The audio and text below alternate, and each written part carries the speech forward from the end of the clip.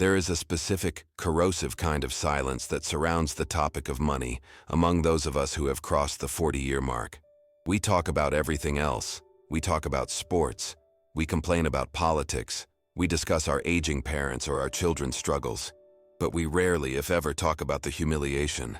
I'm talking about the profound sinking feeling in your gut that hits you on a Tuesday afternoon, when you realize you are a grown adult with decades of work experience, perhaps raising children who look up to you, and yet you are absolutely terrified of a $400 emergency car repair. Because you know, with sickening certainty, that you don't have the money. It's the humiliation of dodging calls from unknown numbers because your stomach tightens with the fear that it might be a debt collector. Another reminder of a past mistake you can't seem to outrun. It's the silent, burning shame of standing in the grocery checkout line, your heart pounding as you watch the total climb higher than you expected, forcing you to perform the casual pantomime of putting items back on the shelf. Oh, I don't need this right now. Hoping the cashier and the people behind you don't notice your panic. It's the exhausting daily performance of pretending everything is fine. You nod along when friends talk about their retirement accounts or their upcoming vacations, offering a strained smile while internally you are running mental calculations about whether you can afford enough gas to get to work for the rest of the week until payday. When you are young and broke, in your 20s, it's almost expected. It's a bohemian phase, a rite of passage on the way to adulthood. You laugh about eating ramen noodles. But when you are over 40 and broke, society tells a different story. Society tells you that you have failed. You feel the weight of judgment, real or imagined, from every direction. You feel like you missed the boat that everyone else seems to be on. This constant, low-level financial anxiety is not just about numbers on a screen. It chips away at something vital. It erodes your confidence, your sense of self-worth, and ultimately, your dignity. We live in a culture that aggressively equates net worth with self-worth. We are bombarded 24 hours a day with messages that tell us if we don't have the big house in the right zip code, the new luxury car in the driveway, and the perfectly curated Instagram life, we are somehow less than. We are losing the game. But as we stand on the threshold of 2026, I want to offer you a radically different perspective. I want to offer you a lifeline out of this suffocating cycle of shame and performance. This lifeline doesn't come from a flashy motivational speaker on TikTok. It comes from a man worth over $100 billion, yet who understands the true, immutable meaning of dignity better than almost anyone alive. We are going to dig deep into the philosophy of Warren Buffett, not just his strategies for making money, but his entire framework for living a life of self-respect. Because if you enter 2026 with the same mindset and the same financial habits that got you here, you are guaranteeing yourself another year of silent humiliation. But if you adopt Buffett's rules for financial dignity, you can change everything. Not overnight, but permanently. Why should a struggling 45-year-old living paycheck to paycheck listen to a multi-billionaire about dignity? It seems absurd on the surface. They live on different planets. But here is the fundamental truth that most people miss. Warren Buffett's dignity does not come from his private jet. It does not come from his massive stock portfolio or his fame. If he lost all of that tomorrow, he would still be the same man, with the same sense of self. His dignity comes from a very simple source. He owes nothing to anyone. He is beholden to no one. He lives his life entirely on his own terms, based on an internal scorecard, not an external one. He does not need your validation to know his worth. Consider the facts of his life, not the caricature. Warren Buffett still lives in the same modest house in Omaha, Nebraska, that he bought in 1958 for $31,500. He doesn't wear flashy Italian designer clothes. He wears suits bought off the rack or made by a local tailor he likes. He doesn't need to impress you with a Ferrari. He drives practical American-made cars and drives them until they are practically dead. He eats breakfast at McDonald's, often paying with exact change. He knows exactly who he is. He has nothing to prove to anyone. Now, contrast that with the typical middle-class American trap that so many of us fall into by midlife. We are drowning in debt, not to survive, but to maintain an image of success that isn't real. We lease luxury cars we can't afford to impress neighbors we don't even talk to. We finance elaborate vacations on high-interest credit cards so we can post pictures on social media and get likes from old high school acquaintances, only to spend the next 12 months sweating over the minimum payments. We buy houses that are too big, filling them with furniture bought on no money down financing plans, creating a golden cage for ourselves. Who has more real dignity?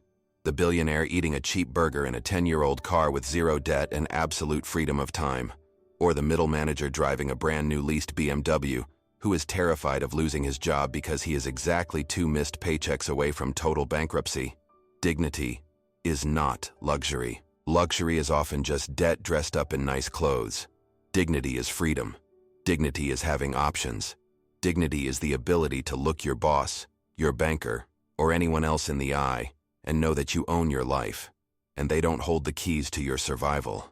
If you want to reclaim that dignity in 2026, you have to adopt Buffett's core rule regarding risk and need. He once famously said something after witnessing smart people blow up their lives with leverage. He said, "It's insane to risk what you have and need for something you don't really need." Think about how many times in our adult lives we have violated that fundamental rule. We risk our peace of mind, which we desperately need, to buy a slightly bigger television on credit, which we don't really need. We risk our long-term retirement security, which we absolutely need, by gambling our meager savings on speculative investments, hoping to get rich quick because we feel behind, something we don't need to do to build wealth over time. We risk our sleep, our health, and our relationships for the temporary dopamine hit of a new purchase that will be forgotten in a month. To restore your dignity in 2026, we need to tear down the facade and rebuild your financial life on 3 new solid pillars, inspired by the Oracle of Omaha. The first pillar is the dignity of self-reliance. This starts with accepting a brutal truth that our consumer culture tries desperately to hide. Debt is modern-day servitude. When you owe money, you are not free. It's that simple.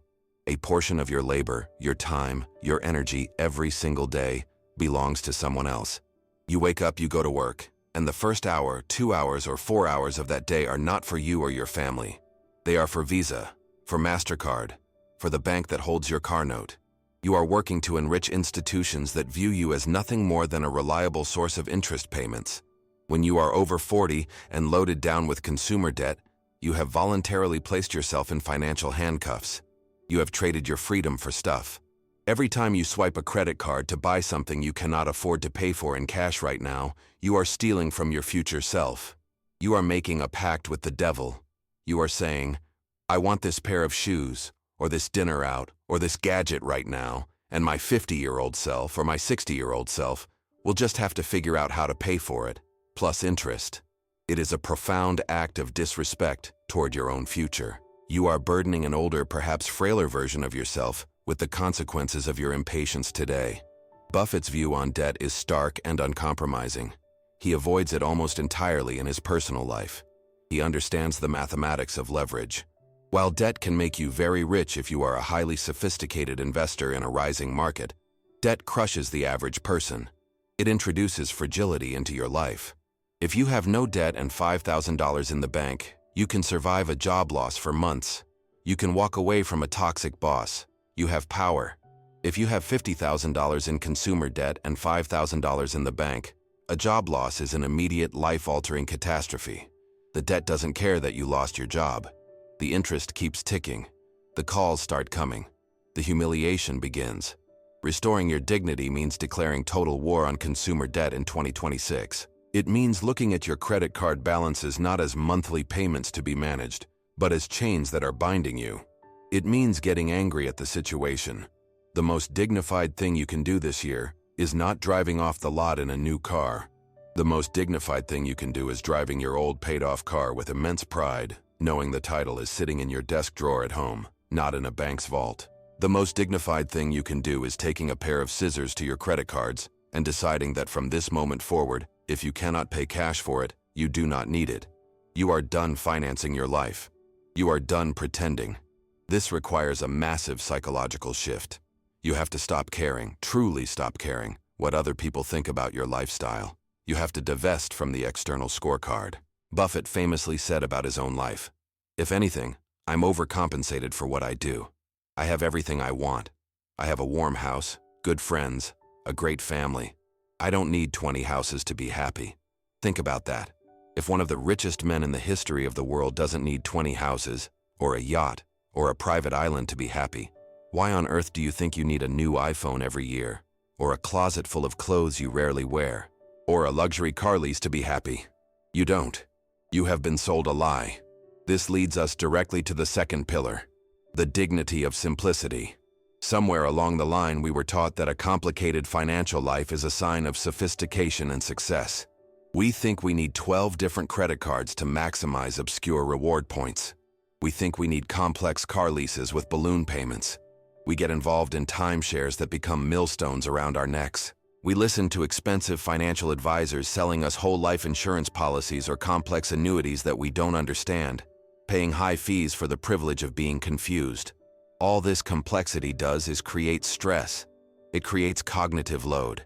It creates more places for money to leak out of your life unnoticed through fees, interest, and forgotten subscriptions. It makes you feel stupid and dependent on experts. Buffett's life is aggressively, intentionally simple. His investment strategy is simple. Buy great businesses and do nothing for decades. His lifestyle is simple. He knows that simplicity brings clarity, and clarity brings peace. There is immense dignity in knowing exactly where every dollar of your money goes. There is dignity in having a simple one-page budget that works and that you understand. There is dignity in having one checking account, one savings account, and perhaps one investment account, and being completely in control of all of them. There is dignity in being content with what you have, rather than constantly feverishly chasing the next dopamine hit of a new purchase, always looking over your fence at what the neighbors bought. For 2026, the path to dignity involves simplifying your life to save your sanity and your wallet. It means ruthlessly auditing your expenses. Cancel the 5 streaming subscriptions you rarely watch. Sell the junk in your garage that is gathering dust and taking up mental space. Simplify your diet and stop wasting vast amounts of money on expensive prepared foods, delivery apps, and daily $7 coffees that add zero lasting value to your life. Now people hear this and they think it sounds miserable. They equate frugality with deprivation. That is how poor people think about it. Wealthy people, truly wealthy people like Buffett, see frugality differently. They see it as efficiency. Buffett is a value investor. He wants to buy a dollar's worth of value for 50 cents. He applies this to everything, not just stocks. When he buys breakfast at McDonald's, he is getting exactly what he wants for a price that makes sense to him. He isn't depriving himself. He is maximizing value. When you apply this mindset to your life, you stop buying things to impress others and start buying things that add genuine value to your life. You realize that a home-cooked meal with family often has far more value than an expensive rush dinner at a restaurant put on a credit card. You realize that a walk in the park with a friend has more value than walking around a mall buying things you don't need. When you embrace simplicity, you stop needing so much money to be happy. And when you need less money, the money you do have goes a lot further. The pressure lifts. The humiliation fades because you are no longer trying to compete in a consumption race that you cannot win and that has no finish line. You step off the treadmill and walk on solid ground. The third pillar is perhaps the hardest for those of us over 40 to accept, but it is crucial: the dignity of patience. There is a specific, desperate kind of shame that comes in midlife when you feel like you have run out of time. You look at your empty retirement accounts, you look at your age, and panic sets in. You do the math and realize that saving a few $100s a month won't get you to $1 million by age 60. This shame drives us to make terrible decisions. We feel we need a home run. We need to double our money in a year to catch up for 20 years of neglect. So, we become prime targets for scams. We listen to gurus on the internet promising 100x returns on the next hot crypto token or penny stock. We try day trading, thinking we can outsmart the market. And inevitably, because we are acting out of desperation and emotion, we lose what little we had. Nothing destroys financial dignity faster than losing your hard-earned savings on a get-rich-quick scheme at age 50. It is humiliating to have to admit to your spouse, or just to yourself, that you were duped because you were desperate and greedy. Warren Buffett is the ultimate master of patience. He is famous for saying, "The stock market is a device for transferring money from the impatient to the patient." Here is a fact that should give you immense hope. Warren Buffett built over 99% of his wealth after his 50th birthday. Think about that. He was already rich at 50, but the astronomical compounding that made him a global icon happened in the second half of his life. He is living proof that the game is not over at 40 or 50. The second half of your financial life can be vastly more prosperous than the first, provided you stop trying to take shortcuts that lead off cliffs. Buffett's wealth is not the result of hitting lottery tickets in the stock market every year. It is the result of consistently buying good, boring assets and holding them for decades, through booms and busts, wars and peace. It is the result of respect for compound interest, which Einstein reportedly called the eighth wonder of the world. If you are over 40 and broke, you must accept a hard truth. You will not get rich next year. You have to grieve that fantasy. Let it go. It is not going to happen. But if you adopt the dignity of patience, you can get rich, or at least comfortably secure, over the next 15 or 20 years. You can build a fortress around your retirement. The path to dignity is slow. It is boring. It lacks adrenaline. It involves taking a portion of your income every single month, your freedom tax, no matter what is happening in the news, and putting it into a low-cost index fund that tracks the entire American economy, and then doing absolutely nothing for 20 years. It's not sexy. You won't have exciting stories to tell at dinner parties about killing it in the market. But do you know what is sexy to a 65-year-old? Security. Knowing you will never have to be a burden on your children. Knowing you can pay your own bills, keep your own home, and maintain your independence until the day you die. That is what we are building. Dignity is accepting where you are right now, without shame, and starting the long, slow climb out of the hole using proven methods, not magic beans. It's understanding that time is still on your side if you stop wasting it on bad ideas. So, we have the philosophy. We have the pillars. But philosophy without action is just daydreaming. How do we translate this into a concrete, actionable plan for the new year? If you are sick and tired of the humiliation, here is your battle plan for the first quarter of 2026. First, you need to establish what I call the Dignity Fund. Before you invest a single dime in the stock market, before you pay down extra principal on your mortgage, you need a cash buffer. The source of most daily financial humiliation is not the big existential things. It's the little emergencies that catch you with your pants down. It's the blown tire on the highway that you have to put on a credit card because you don't have $200 cash. It's the dental emergency that you delay for months because you can't afford the copay, until it becomes a massive, agonizing health crisis that costs thousands. In January 2026, your sole mission in life is to scrape together $1,000. I don't care how you do it, as long as it's legal. Sell things on eBay or Facebook Marketplace. Work extra hours or pick up a side gig for a month. Cut your budget to the absolute bone, eating rice and beans if you have to. Do whatever it takes to get $1,000 sitting in a savings account that is separate from your checking account. You do not touch this money for pizza. You do not touch it for new shoes. It is only for blood, fire, or flood. True emergencies. That $1,000 is not just money. It is a psychological shield against humiliation. It changes your posture. When the car breaks down, it's still annoying, but it's not a crisis that ruins your month, keeps you up at night, and forces you back into the arms of the credit card companies. You simply transfer the money and write a check. That feeling of agency is dignity. Once you have the Dignity Fund secured, your second mission for 2026 is the No New Debt Pact. You make a solemn vow to yourself that for the entire year of 2026, you will not finance anything. No new car loans, no matter how tempting the 0% APR offers are. No buy now, pay later schemes for clothes or electronics at the checkout counter. No new credit card charges that aren't paid in full by the end of the month. You are drawing a line in the sand. If you want something, you save for it in cash. If you can't save for it, you don't get it. This will be incredibly difficult. You will feel deprived at times. You will see others buying things and feel a pang of jealousy. But you are breaking an addiction. You are retraining your brain to understand the true cost of things. You are regaining control.